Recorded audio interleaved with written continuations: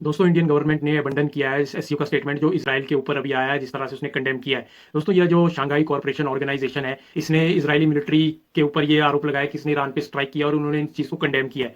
पर भारत ने ये जो ऑर्गेनाइजेशन है, ये जो इजराइल के ऊपर स्ट्राइक की गई, ये जो डिस्कशन चला है और ये ऑर्गेनाइजेशन बोल रही है कि एक एग्रेसिव एक्शन दिखाया गया है सिविलियन टारगेट्स के ऊपर और वायलेट किया है यूएन चार्टर को। तो इससे भारत एक अपने आप को अलग देख रहा है, भारत इस स्टेटमेंट के साथ नहीं है। और साथ ही इसमें ये चीज देखी जाए तो ये जो जितने भी डिस्कशन हुई है एससीओ समिट में, भारत ने इससे अपने आप को किनारा किया है। दोस्तों इंडियन गवर्नमेंट ने इस चीज को ये कहा है कि डायलॉग और डिप्लोमेसी से ये चीज सुलझनी चाहिए, डी एस्केलेशन होना चाहिए और इंटरनेशनल कम्युनिटी को भी इस डायरेक्शन में वर्क करना चाहिए। और ये पहली बार ऐसा नहीं है कि भारत ने इस तरह का रैंक ब्रोक किया है एससीओ से।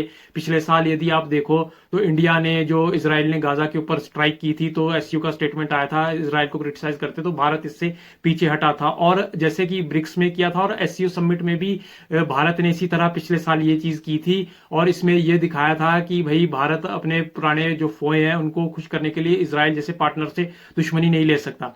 और दोस्तों इसी तरह भारत ने पिछले साल चाइना के बेल्ट एंड रोड इनिशिएटिव को भी ज्वाइंट एससीओ स्टेटमेंट में उसको खारिज किया, उसका समर्थन नहीं किया।